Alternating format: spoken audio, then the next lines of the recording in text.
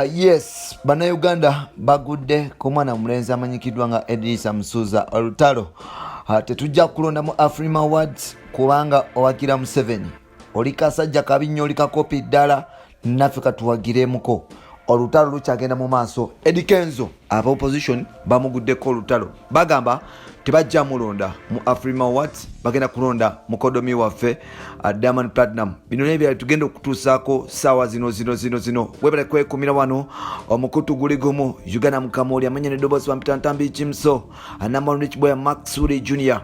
Webale kuba nti osubscribinga, webale kuba nti wekumira wano, webale kuba nti oyagala eggwanga lyo, webale kuba nti otambula naffe. Nkugamba subscribe gwatanaba kuba nti osubscribinga, ate oli wadde mutumuulira wajja osinzidde okuba nti otuwuliriza n'okuba nti otulabira, then netukubongako mpola mpola.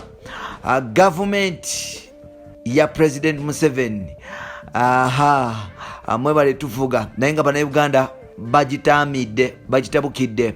Edrisa Msuza boycotted in Uganda, and now kikasero kuba nti otuula okalire obulyawo otandike n'okuba nti owagala okutuko. Gamba taliwo nti akavubuka ke bayita Kantambi Kimso kaze mu system eno kabeere nga kakutuusaako information efe Uganda, n'okuba nti kakutuusaako amawulire g'obadde tomanyi. Musajja mukulu amanyikidwa nga Edrisa Msuza y'omu ku basajja ababadde bazze bawangulira Uganda yes awards ez'enjawulo. Zafrima ZBET awareness kaddewo abadde aziwangula, era nga Edrisa Msuza abadde darling we Uganda.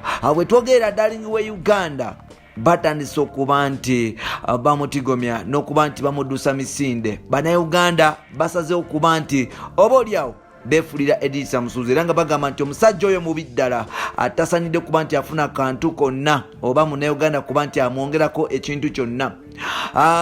Kenzo n'abayimbi abalala kuli Shiba Kalungi, Kaiko, yes, ne Vinka, Kwogata ne Onen bebamu ku Bannayuganda ababadde nominated mu Afrima Awards, era nga Kenzo y'omu ku bayimbi ababadde nominated mu Afrima Awards.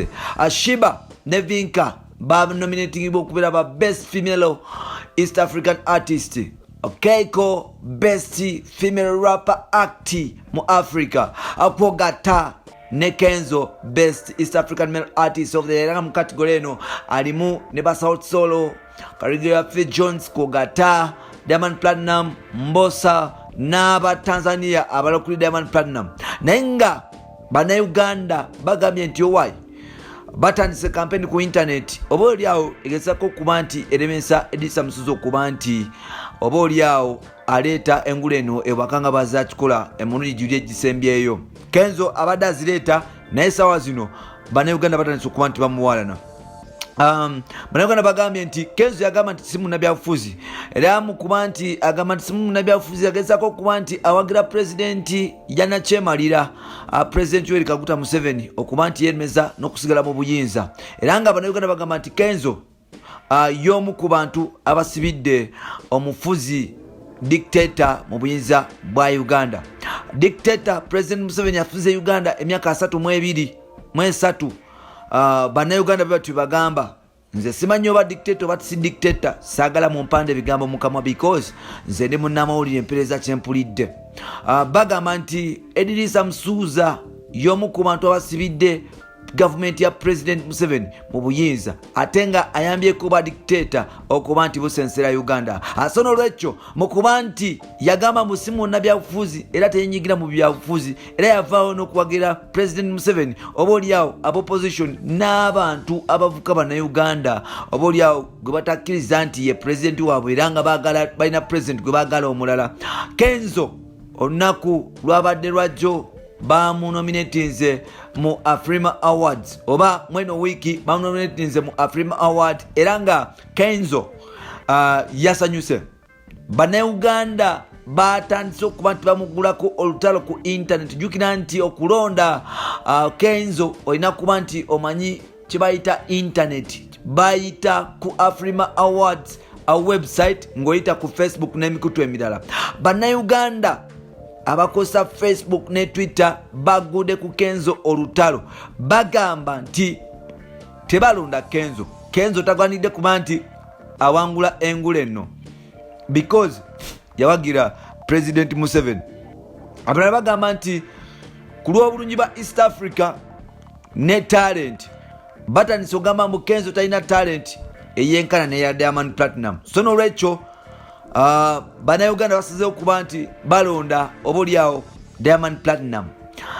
Kenzo tanaba kubaako kyayogera asirise era nga bannayuganda banyiivu bagamba nti oyo musajja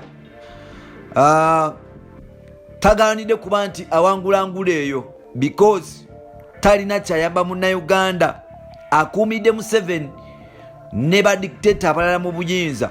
Tujjukira nti waliwo olutalo lugenda mu maaso wakati wa People Power ne Eddie Kenzo era nga olutalo luno lwava ku Bobi Wine kugaana kwata simu za Kenzo nga alina byamubuuza. Kenzo agamba nti Bobi Wine yatuuza olukiiko ewuwe anaabaako ensonga zayogera obaoliawo nga zigezaako kuba nti zirwanyisa musajja mukulu amanyikiddwa nga Kenzo. Waliwo bakyali ba Bobi Wine abakwata obutambi ku audio ne babusindikira Kenzo nga Bobi Wine ayogera ku Kenzo bubi. Kenzo yatukira Bobi Wine ku mukutu gwa WhatsApp. Bobi Wine agaana okumuddamu ne audio ne zilinkinga obaoliawo ekyanyiza Kenzo n'alumba Bobi Wine. So kati bannayuganda balaba nga Kenzo agezaako okuba nti alwanyisa struggle yaabwe n'okugulwanyisa pulezidenti waabwe obaoliawo abamu gwe bakkiririzaamu. Bamuggulako olutalo paka saawa zino nali ndowooza twali tulowooza baali balowooza biwedde. Awadi oluze baboyikotize Eddie Kenzo bagambye Kenzo talina kyabagamba, Kenzo talina kyagamba ggwanga, Kenzo talina kyatugamba mu East Africa.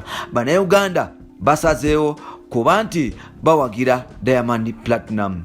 Kikulaga Kenzo bamuvuddemu yeyo patriotism gye mwasomera gye babakuza nayo oba nammwe musazeewo kulwana lutalo Pampita Ntambi Jimso. Wama kituufu tebalonda Eddie Kenzo balonde Diamond Platinum olw'okuba Kenzo yagaana okwagira Bobi Wine oba bino bye bakola majani. Pampita Ntambi Jimso tenamwanu n'ekibweya Maksudi Junior. Subscribe tutambule fenna. Nonyako ku Facebook nkozesa Ntambi Jimso ate nga wali ku Twitter nkozesa Jimso 16. Genda ku Instagram nonya Ntambi Jimso 5 oba Ntambi Jimso 5 ojja kubanga onfuna mpola mpola. Bye bye for now.